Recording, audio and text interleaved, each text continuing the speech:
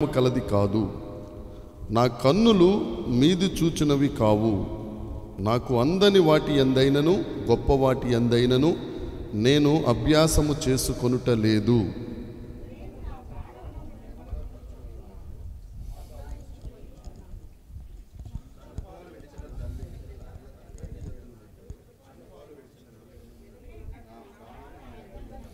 ఇశ్రాయేలు, ఇది మొదలుకొని నిత్యము యెహోవా మీదనే ఆశ పెట్టుకొనుము.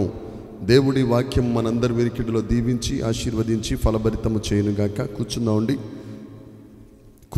131వ కీర్తన. ఇది యాత్ర కీర్తన.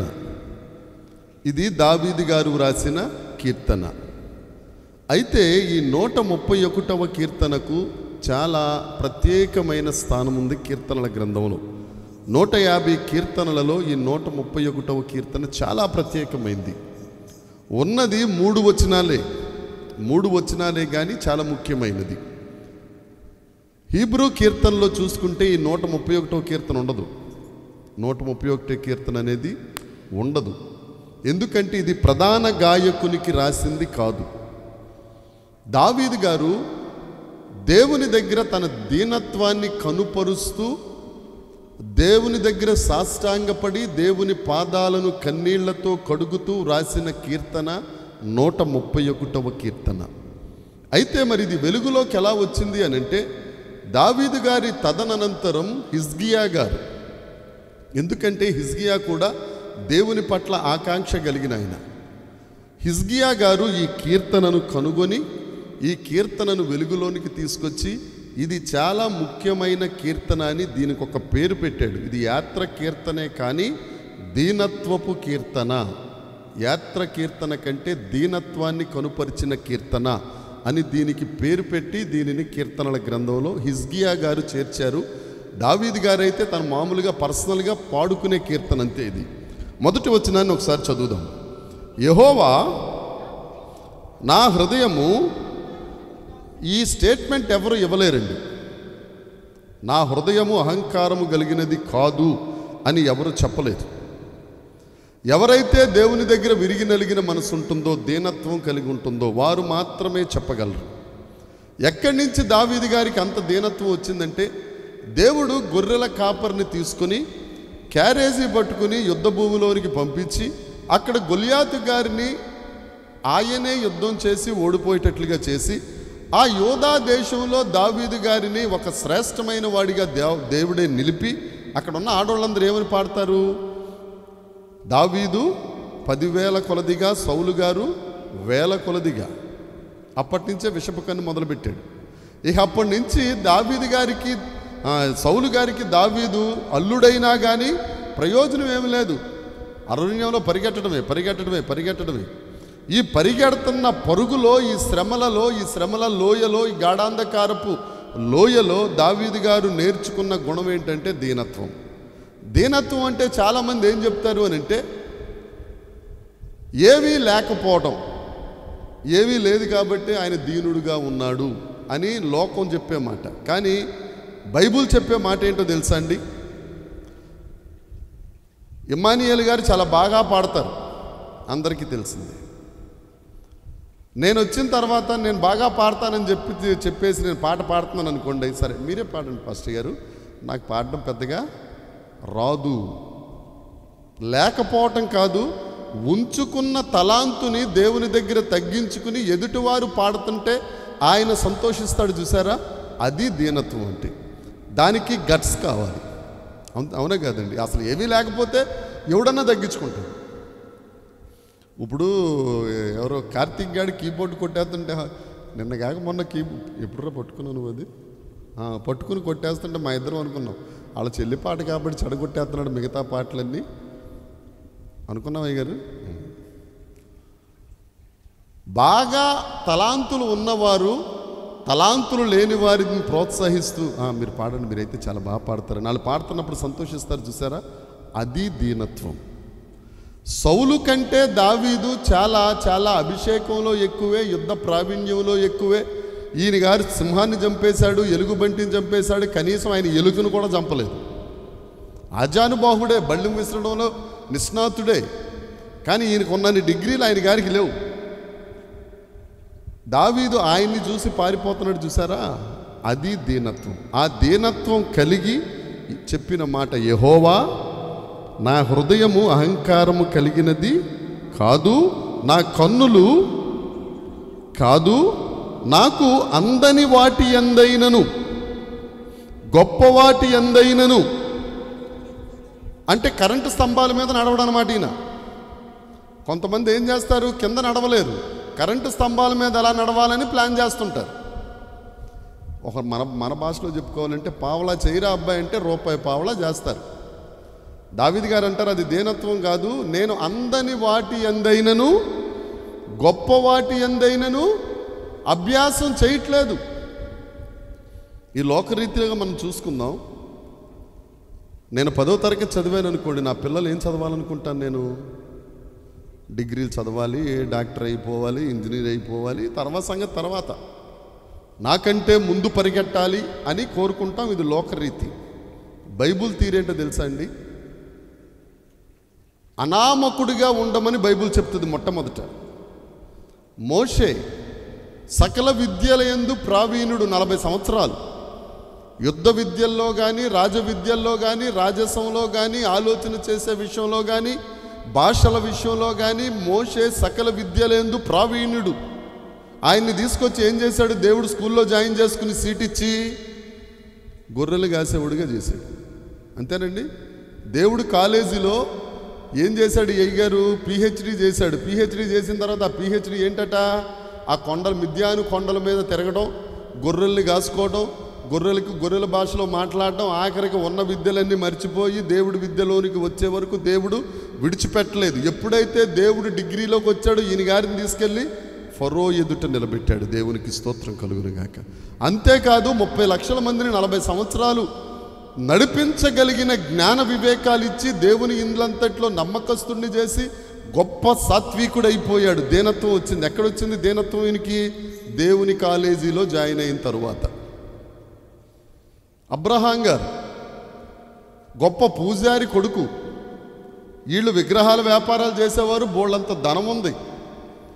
ఆ ఊరిలో ఒక పేరుంది. ఏ ఊరిలో? ఊరిలోనే పెద్ద పేరుంది. ఆ ఊరు పేరే ఊరు. మంచి పేరున్నవాడు. కానీ దేవుడి కాలేజీలో జాయిన్ అయ్యాడు అబ్రహాం గారు. అబ్రామా, నీ దేశాన్ని, నీ ఇంటి వారిని, నీ స్వజనులను అందరిని విడిచిపెట్టి నువ్వు రా, నా కాలేజీలో జాయిన్ అవ్వమంటే మాట్లాడకుండా జాయిన్ అయ్యాడండి. జాయిన్ అయిన తర్వాత ఎటెళ్ళాలో తెలీదు, ఎక్కడికి వెళ్ళాలో తెలీదు, ఆహారం ఎక్కడ ఉంటుందో తెలీదు.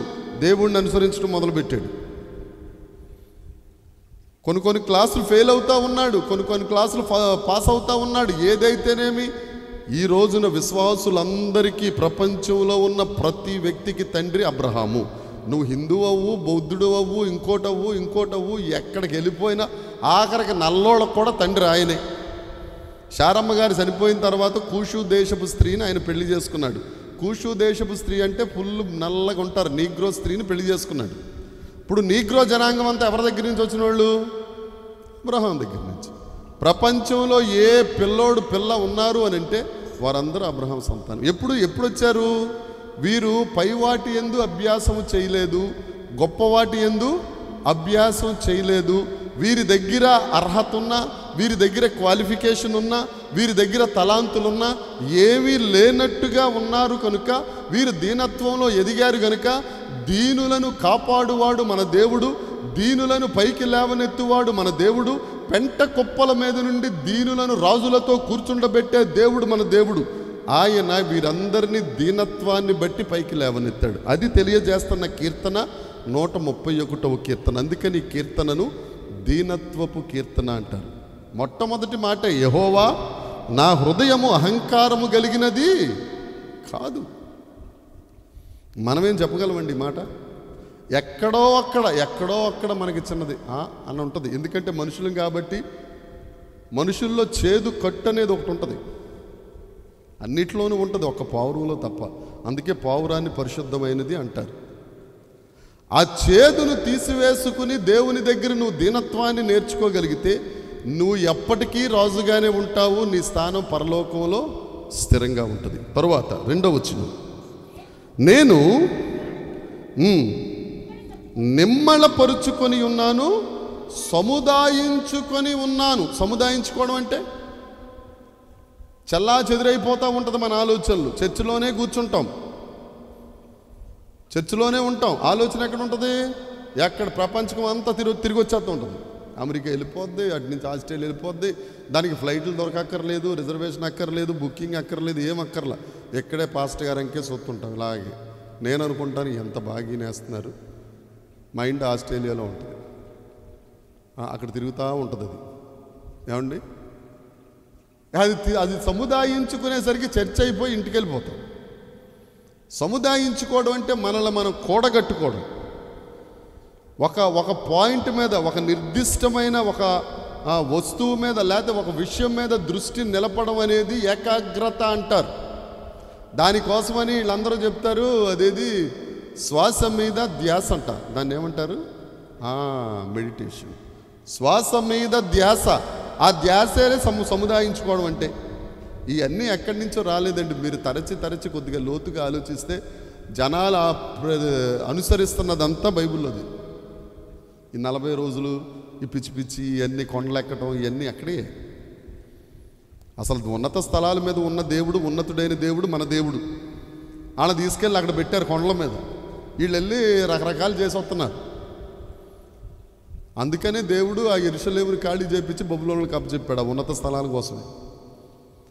సముదాయించుకోవడం అనేది ముఖ్యం. ద్వితీయోపదేశ కాండం 28వ అధ్యాయం 1వ వచనం ఒకసారి చదివి పెట్టండి అమ్మా. ద్వితీయోపదేశ కాండము 28వ అధ్యాయము 1వ వచనం. శ్రద్ధగా వినాలి అని అంటే సముదాయించుకోవాలి. అనుసరించాలి అని అంటే సముదాయించుకోవాలి. భూమి మీద ఉన్న సమస్త జనుల కంటే నిన్ను హెచ్చిస్తాడు. సమస్త జనుల కంటే, ఆ పలానా వాళ్ళ తెగ ABCD కులాలు వాళ్ళ కాదు, సమస్త జనుల కంటే నేను నిన్ను హెచ్చిస్తాను. ఎప్పుడు? నువ్వు సముదాయించుకున్నప్పుడు. మనం వాక్యం చదువుతానే ఉంటాం. సామాన్యంగా చెప్తున్నానండి, యెహోవా నా కాపురి మనందరికీ ఫింగర్ టిప్స్ అంటారు, అంతేనా? ఏళ్ల మీద ఉన్న కీర్తన చెక్మని, అమ్మ ఎన్ని వచనాలు ఉన్నాయమ్మా అని అంటే, వచనాల పాస్టర్ గారు ఆలోచిస్తారా? ఆలోచించరా? ఏమండి, జస్ట్ ఆలోచించవా? 4వ వచనం చెప్పేది అదిగో, అదే నేను చెప్పేది. నేను ఇవన్నీ చూసి పండిపోయింది. ఆయన చెక్మని చెప్పలేం. అదే A+B² ఏంటి అని అన్నావు అనుకో, తిమోతే A+, అది నేను చెప్పొచ్చేది అదే. దేవుడి దగ్గరికి వచ్చేసరికి మనల్ని మనం సముదాయించుకోవడం అనేది జరగదు. మరి ఎందుకు అంత అంటే, నీ గురించి చెప్పట్లా, అందరూ, నేను అంతే, అందరం అంతే. దేవుడంటే ఏంటో భయపడవలసిన ఆయనకి కాస్త ఏంటంటే ప్రేమ కలిగిన దేవుళ్ళ క్షమించేస్తాడులే అని. కానీ నువ్వు సముదాయించుకోగలిగితే, ఇప్పుడు మనం చదువుకున్నాం ద్వితీయోపదేశ కాండం 28:1, సమస్త జనుల కంటే నేను నిన్ను, అంటే సమస్త జనుల మీద నువ్వు ఉంటావు, నీ మీద దేవుడు ఉంటాడు, అంతేక. ఎప్పుడు? సముదాయించుకుంటే. తర్వాత ఏముంటుంది అక్కడ? నిమ్మళపరుచుకొని ఉన్నాను. మనకి ఉద్వేగాలు, బీపీలు పెరిగిపోతూ ఉంటాయి. సంతోషం వచ్చినా బీపీ, కష్టం వచ్చినా పెరిగిపోద్ది. ఆ పెరగకుండా కామ్గా ఉండడమే. ఎదురుగుండా అయ్యగారి కీర్తన 46వ కీర్తన 2వ వచనం చెప్పండి అయ్యగారు. భూమి మార్పు నొందినను, సముద్రములో పర్వతములు కొట్టుకుపోయినను, వాటి ఘోషకు తరంగములకు పర్వతములు మునిగిపోయినను నేను భయపడను. భయపడకుండా ఉంటావా? ఏమండి, మన తుఫాన్ వచ్చింది. ఆ రోజు రాత్రి తీరం దాడుతున్నప్పుడు విపరీతమైన సౌండ్లు వస్తుంటే ఒక్కడ నిద్రపోవాలి. కరెంటు లేక నిద్రపోలేదని చెప్పారు, కానీ ఆ సౌండ్లకి నిద్రపట్టలేదు. ఎక్కడికి అపార్ట్మెంట్లు కూలిపోతాయి. దేవుడు ఏం చెప్తున్నాడు? నువ్వు భయపడొద్దు అంటే మనం పడేదే భయం. నువ్వు దేవుడి మీద ధైర్యం ఉన్నప్పుడు, దేవుడి మీద నమ్మకపు స్థాయి ఉన్నప్పుడు భయపడేది తగ్గిపోతూ ఉంటుంది. నమ్మకం పెరుగుతున్న కొద్దీ భయం తగ్గిపోద్ది. నీలో ఇంకా భయం ఉందనంటే నమ్మకంలో ఎక్కడో కొంత కొరత ఉందని లెక్క. కానీ దేవుడు పదే ఏం చెప్తాడు? నమ్ముట నీ వలనైతే నమ్మువానికి సమస్తము సాధ్యము నీ నమ్మిక చొప్పున నీకు జరుగును, నమ్ముట నీ వలనైతే సమస్తం సాధ్యం, నమ్మితే దేవుడి కార్యాలు చూస్తావు. ఇవన్నీ దేవుడు చెప్తా ఉన్నా అలాగే చెప్తారు. ప్రభా మా భయం, మేము మనుషులు కదా, మేము మట్టితో చేశాం కదా, నువ్వంటే దేవుడు అని చెప్తాం. మళ్ళీ ఆయనకే, ఆయన ప్రాణం పెట్టిందే భయం పోగొట్టడానికి. వాక్యంలోకి వెళ్ళినప్పుడు చూసుకుందాం. తరువాత చనుపాలు విడిచిన ఉన్నట్టు ఏంటండి ఇది? ఏంటి ఉద్దేశం ఇక్కడ? ఎందుకని దావీదు గారు ఇంత ముఖ్యమైన కీర్తనలో ఈ మాట రాశారు? చనుపాలు విడిచిన పిల్ల. చనుపాలు విడిచింది అని అంటే, చనుపాలు విడిచింది అని అంటే తనకు స్వతంత్రం వచ్చింది అని లెక్క. చనుపాలు తాగుతున్నప్పుడు, తల్లి పాలు తాగుతున్నప్పుడు తల్లి మీద డిపెండెంట్. ఫీడింగ్ అంతా ఎవరు ఇవ్వాలి? తల్లి ఇవ్వాలి. ఇక చనుపాలు మానేసింది అని అంటే తల్లికి పిల్లకు, నేను మీరు ఎక్కడికో విపరీతంగా ఆలోచించకండి, తల్లి నుంచి కాస్తంత ఎడబాటు వచ్చినట్టే లెక్క. అప్పుడే పిల్ల జాగ్రత్తగా ఉండాలి. అప్పటి నుంచే పిల్ల జాగ్రత్తగా ఉండాలి. ఎందుకు అని అంటే ఏది పడితే తినేస్తూ ఉంటుంది, ఎటు పడితే అటు తిరుగుతూ ఉంటుంది, ఏది పడితే అది ఎక్కుతూ ఉంటుంది, ఎక్కడ పడితే అక్కడ జారి పడతా ఉంటుంది, దెబ్బలు తగులుతాయి. తల్లి చేతుల్లో ఉన్నంత వరకు, తల్లి రొమ్మును ఆనుకుని ఉన్నంత వరకు పిల్లకు క్షేమమే. ఎప్పుడైతే చనుపాలు మానేసిందో, తల్లి పాలు తాగటం మానేసిందో, రకరకాల ఆహారాలు మనమో పెడతాము, ఆవిడ ఏరుకుని తినేస్తుంటుంది. మేము పడుతున్నాం కదా, ఆవిడ ఏరుకుని తినేస్తుంటుంది ఏది పడితే అది. కాదే దేవుడు కాస్తంత మంచి గుణం ఇచ్చాడు కాబట్టి పాలు అయితే పాలు, ఏదైతే అది తెచ్చుకుని మాకు ఇస్తుంది, తీసి ఇవ్వమని. అప్పటికీ కూడా ఏమైనా కింద పడిపోయినా ఏమైనా ఉన్నాయనుకోండి, జాగ్రత్తగా అటు ఇటు చూసి మింగేస్తుంది అంతే, తప్పని తెలిసినా కానీ. దీంట్లో 2 పాఠాలు నేర్పిస్తాడు దావీదు గారు మనకి. మితిమీరిన స్వేచ్ఛ ఎప్పుడైతే, ఇప్పుడు మీకు అర్థమయ్యేటట్టు ఒక మాట చెప్తానండి. విమానం తోలే ఆయన పేరేంటి? కొత్తగా జాయిన్ అయ్యాడు, అదే ఫస్ట్ డే కో పైలెట్టో 3 పైలెట్టో తర్వాత సంగతి. ఎలా ఉంటుంది ఆయనకి? విపరీతమైన టెన్షన్ ఉంటుంది. ఎందుకంటే ఇది గాలిలోకి లెగాలి, గాలికి ఎదురుగా వెళ్ళాలో లేకపోతే గాలి వాటం చూసుకోవాలి, ఈయన చేతిలో కొన్ని వందల ప్రాణాలు ఉంటాయి. ఈ భారం అంతా ఆయన మీద ఉండి విపరీతమైన టెన్షన్ ఉంటుంది. ఉంటుందా ఉండదా? ఉన్నప్పుడు ఈయన ఒక్కసారే పైలట్ నువ్వు నడిపే ఫ్లైట్ అని చెప్పి అని అనరు. ఆయన గారికి ఒక గురువు ఉంటాడు. ఇప్పుడు ఆడు చెప్పాడు కదా, అసలు పైలట్ ఒక ఆయన ఉంటాడు. ఆయన కనుసన్నలలో ఇతను పని చెయ్యాల. అవునా కదండి? అంతేగాని నేను పైలట్ని అయిపోయాను సార్, మీరు పక్కన కూర్చోండి, మీరు రెస్ట్ తీసుకోండి సార్, నేను తోలేస్తానన్నాను అనుకో, ఇది ఎటో కట్టు వెళ్ళిపోయి ఇద్దరు కలిసి పరదేశులము లేకపోతే పరలోకము అని వెళ్ళిపోవడమే. కాస్తంత అనుభవం వచ్చే వరకు ఆయన కనుసన్నలలో ఈయన నడవాలి. అనుభవం వచ్చిన తరువాత కూడా మా గురువు గారి కంటే నేను పెద్దోడిని అయిపోతాను పిచ్చి పిచ్చికి ఇలా చేశారనుకో, అని ఇమ్మీడియట్గా కిందకి దింపేసేసి ఊస్టింగ్ ఆర్డర్ ఇచ్చి ఇంటికి పంపించేస్తారు. అవునా కదా? ఎలాగెళ్ళాలో నిమ్మలంగా అలా వెళ్ళాలి. స్వేచ్ఛ ఉన్నా కానీ ఆ బౌండరీస్లోనే తిరగాలి. అవునా కాదండి? దేవుడు మనలను వెదకి రక్షించాడు. రక్షణ అనేది దేవుడు మనకిచ్చారు. ఇచ్చిన తరువాత నువ్వు ఆయన దగ్గర అభ్యాసం చేస్తున్నప్పుడు నువ్వు ఎట్టెళ్ళినా ఏం చేసినా కానీ ఆయన కనుసన్నలలోనే నువ్వు ఉండాలి. దేవునికి స్తోత్రం. అది చనుబాలు విడిచిన పిల్ల తన తల్లి వద్ద ఉన్నట్లు, చనుపాలు విడిచిన పిల్ల నా ప్రాణము దేవుడి దగ్గర ఉండాలి. దేవుడి కనుసన్నల్లోనే. 1 సమూయేలు గ్రంథము 18వ అధ్యాయము 5వ వచనం ఒకసారి చదువుదాం. 1 సమూయేలు గ్రంథం 18వ అధ్యాయం. దావీదు, సౌలు గారు దావీదు గారిని ఎక్కడికి పంపిస్తే అక్కడికి వెళ్ళిపోయి ఏం కలిగి, ఎక్కడి నుంచి వచ్చిందండి ఈయన గారికి సుబుద్ధి? ఇప్పుడు తండ్రి దగ్గర ఉన్నాడా ఆయన? తల్లి దగ్గర ఉన్నాడా? గొర్రెలు కాసుకుంటున్నాడా? ఈయనకంటూ ఒక అధికారం వచ్చేసింది. అరే రాజుగారు అల్లుడురా, గొల్యాతును చంపిన వీరుడురా, ఈయన గారి మాట మనం వినాలరా అని దావీదు గారికి ఒక స్టేటస్ వచ్చేసింది. వచ్చినా కానీ ఈయన ఎలా ప్రవర్తించాడట? బుద్ధి వేరు, సుబుద్ధి వేరు. ఒకసారి మనం హన్నాలో ఒక సాయంత్రం మనం దీని గురించి ధ్యానించుకున్నాం. తప్పిపోయిన కుమారుడికి బుద్ధి వచ్చింది. ఈయన గారు సుబుద్ధి కలిగినవాడు. సుబుద్ధి కలిగితే ఏమేమి జరుగుతుంది అనేది మనం నేర్చుకున్నాం. 14వ వచనం 15వ వచనం కూడా ఒకసారి చూడండి. సమస్త విషయములలోనూ, అంటే ఈయన మితిమీరిన స్వేచ్ఛను తీసుకోకుండా దేవుడు ఏర్పాటు చేసిన ఆజ్ఞల మార్గములలోనే నడిచాడు. దేవునికి స్తోత్రం. ఎప్పుడైతే మనం దేవుడి దగ్గర దీనత్వం కలిగి ఉంటామో మన జీవితం అంతా ఎటు తిరుగుతుందో తెలుసండి? ముఖ్యంగా ఆ 2 ఆజ్ఞల చుట్టే తిరుగుతూ ఉంటుంది. చాలు, ఆ 2 ఆజ్ఞలు మనం సంపూర్తి చేసేసరికి మన జీవితం అయిపోద్ది. మొదటి ఆజ్ఞ ఏంటి? పూర్ణ హృదయంతో, పూర్ణాత్మతో, చెప్పాలి, పూర్ణ శక్తితో, పూర్ణ బలంతో అమ్మాయిని ప్రేమించాలా? మరి చెప్పరారా మీరు? పృథ్వీ గారే కూలుగా ఉంటే మీరేమి నసుగుతున్నారేమి ప్రేమించడం అనేసరికి? మీ దేవుడా? చెప్పు గట్టిగా. మన పూర్ణ హృదయంతో చెప్పాలి, దేవుణ్ణి ప్రేమించాలి. రెండవది, నిన్ను వలే నువ్వు బిర్యానీ తింటా ఉంటే వాళ్ళకి గింజన్నం పెట్టాలి. అంతేనా? మనం గింజన్నం తిని వాళ్ళకి బిర్యానీ పెట్టాలి. ఇది చూసిన వాళ్ళు ఏమనుకుంటారంటే ఇది చేతగానుడు అనుకుంటారు. అనుకోనే ఉండే వాళ్ళు చేతగానోడు అనుకున్నప్పుడల్లా మనకు ఒక పాయింట్ పడతా ఉంటుంది. ఎక్కడ?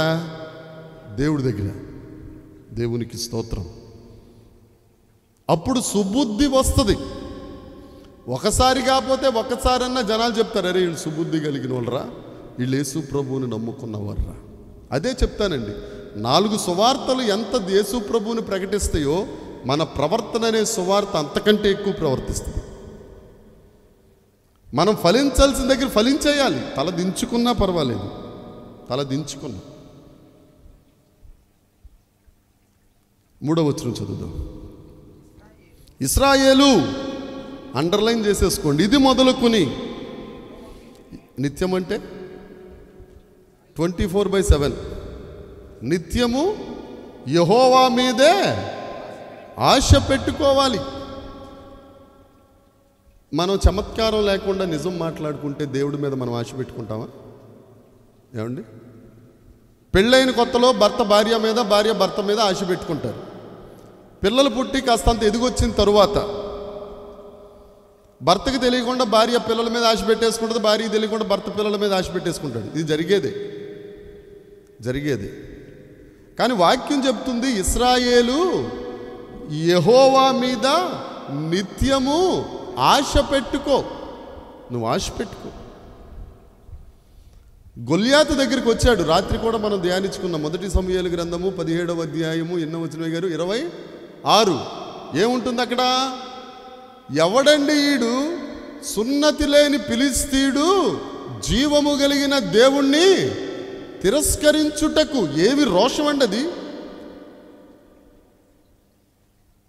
గొల్యాతును చూడాలంటే అసలు యాక్చువల్గా చరిత్ర చెప్తుంది, గొల్యాతును చూడాలంటే ఫస్ట్ ఫ్లోర్లో ఆ గొల్యాతు తల ఉంటుంది, సెల్లార్లో ఈయన ఉంటాడు. కళ్ళద్దాలు పెట్టుకుని చూస్తే కానీ గొల్యాతు దగ్గరికి కనపడ్డట. ఏమండి? ఎవరికి? దావీదు గారికి. ఈయన కళ్ళద్దాలు ఏం పెట్టుకోలేదు. ఈయన కళ్ళద్దాలు ఎవరు? ఈయన ఆశ ఎవరు? దావీదు గారికి యెహోవాయే. ఆయన మీదే ఆశ పెట్టుకున్నాడు. ఆశ పెట్టుకుని రాయి పట్టుకుని తిప్పి ఇసిరేస్తే ఆ ఆశ తీర్చే దేవుడు. మన 107వ కీర్తనలో కూడా మనం చదువుకున్నాం కదండి. 10వ వచనం ఏంటట? యెహోవా మీదనే ఆశ పెట్టుకుంటే ఆశ గల ప్రాణమును తృప్తిపరిచే దేవుడు, ఆకలి కలిగిన వారిని మేలుతో తృప్తిపరిచే దేవుడు మన దేవుడు. ఆ దేవుడు చెప్తున్నాడు నిత్యము. అలాగంటే భర్తలను తిట్టమని, భార్యలు తిట్టమని నా ఉద్దేశం కాదు.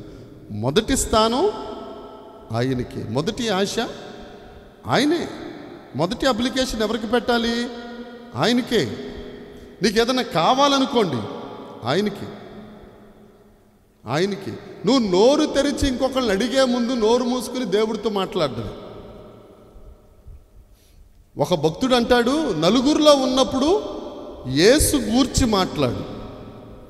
నలుగురితో ఉన్నప్పుడు యేసు గూర్చి మాట్లాడాలి. యేసయ్య ఇలాగండి, యేసు ప్రభు ఇలాగండి, ఇది మాట్లాడాలి. ఒక్కడవే ఉన్నప్పుడు యేసుతో మాట్లాడు. ఇంకా పాపం ఎక్కడ జరుగుద్ది? ఆశ ఎక్కడికి పోద్ది? ఆయన మీదే ఆశ పెరుగుతూ ఉంటుంది. నీకు ఏది కావాలన్నా, ఇంకొకటి, నువ్వు దేవుడితో అంత రిలేషన్ మెయింటైన్ చేస్తున్నప్పుడు నీ హృదయంలో కోరిక పుట్టక మునుపే దేవుడు ఏం చేస్తాడు? దాన్ని తీర్చేస్తాడు. అప్పుడు వారి నోటి నిండా నవ్వు వస్తూ ఉంటుంది, నవ్వుతూ ఉంటాం. శ్రమల్లో కూడా నా పాడారు కదా, శ్రమలే నాకు, బయటికి వెళ్ళి చెప్తే తిడతారు, శ్రమల తీసేవింటారు, బుద్ధి ఉందని చిన్న మెదడు చితికిపోయిందా అంటారు. కానీ దేవుళ్ళో శ్రమలే అంచెలంచులుగా సింహాసనం దగ్గరికి తీసుకెళ్తూ ఉంటాయి. హిజ్కియా దేవుడి మీద ఆశ పెట్టుకున్నాడండి. యెషయా గ్రంథము 38వ అధ్యాయము, యెషయా గ్రంథం 37వ అధ్యాయం 14 వచ్చిన ఒకసారి చూడండి. 14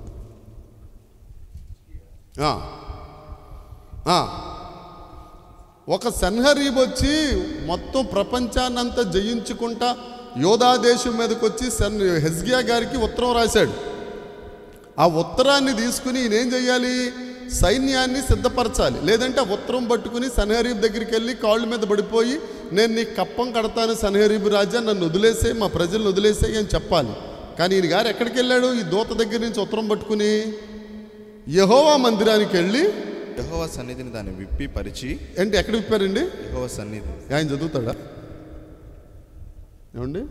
ఉత్తరం చర్చికి తీసుకొచ్చి ఇక్కడ పెట్టి మోకరించి ఉత్తరాన్ని అక్కడ పరిచి ప్రార్థన చేస్తున్నాడట. ఏ ఉత్తరం పెట్టకుండా ప్రార్థన చేయొచ్చు కదా. ఆయన ఆశ ఏంటంటే, నా దేవుడు ఇక్కడ ఉన్నాడు, నా దేవుడు ఆ ఉత్తరాన్ని చదువుతాడు, పరిశీలిస్తాడు. ఆ ఎవరు రాశారో అతని రాత నా దేవుడు చూస్తాడు, అతని రాతను మార్చేస్తాడు. హల్లెలూయా. అది ఆశ పెట్టుకోవడం అంటే. సరే, తర్వాత అధ్యాయంలో 38వ అధ్యాయంలో 2వ వచనం వచ్చేసరికి ప్రవక్త గారు వచ్చి చెప్పారు, ఏమని? హిజ్కియా, నువ్వు ఇల్లు సదురుకో, బట్టలు సదురుకో, నీ టైం దగ్గర పడిపోయింది అని చెప్పితే ఎవరి మీద ఆశ పెట్టుకున్నాడు? వైద్యులకు ఫోన్ చేశాడా, దేవుడికి ఫోన్ చేశాడా? ఏమని ప్రార్థన చేస్తున్నాడు ఆయన? నన్ను జ్ఞాపకం చేసుకో, నీ కృప చొప్పున నన్ను.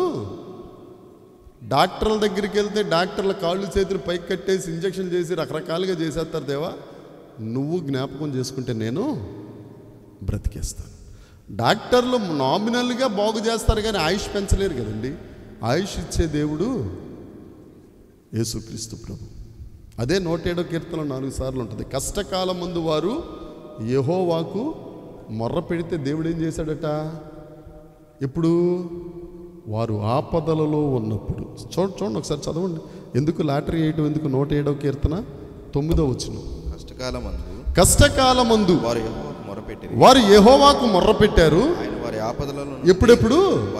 ఆపదలలో నుండి వారిని ఆశ పెట్టుకుంటే జరిగేది ఇది. అందుకని ఈ 131వ కీర్తన 3 వచనాలు 3 రత్నాలు లాంటి. అహంకారం కలిగింది కాదు హృదయం. రెండవది, మీద వాటి పైనున్న వాటి యందు నేను అభ్యాసము, గొప్ప వాటి యందు అభ్యాసం చేయట్లేదు. ఒక మాట సామెత, పాత సామెత ఒకటి ఉంది, నానుడి. అన్నీ ఉన్న ఆకు ఏమీ లేనిది నీకులాగా అన్నట్ట, నాకులాగా. అన్నీ ఉన్నది అణిగి మనిగే ఉంటుంది. అన్నీ ఉన్నవాడు అణిగి మనిగే ఉంటాడు. అణిగి మణిగి ఉన్నప్పుడు వచ్చే అందం ఎగిరెగిరి పడుతున్నప్పుడు రాదు. మీకు ఎవరికైనా తెలుసో తెలీదు. ఆకు అణిగి మణిగి ఉందనుకో శుభ్రంగా ఉంటుంది. ఎగిరెగిరి పడితే ఆ చెట్టు కొట్టుకుంటుంది, ఈ చెట్టు కొట్టుకుంటుంది, అక్కడ కొంత పోద్ది, ఇక్కడ కొంత పోద్ది, శివరాకరికి ఒక్కలు చింపిన విస్త్రాక్ అంటారు దాన్ని. ఏమండి? మూడవది, మనల్ని మనం నిమ్మళపరుచుకోవాలి, సముదాయించుకోవాలి. నాలుగవది, నిత్యము యెహోవా మీద ఆశ పెట్టుకోవాలి. దేవుడి మాటలు దీవించును గాక. నిలబడదాం. ఆ గొప్ప దేవుణ్ణి కొద్ది నిమిషాలు స్తుతించుకున్న తరువాత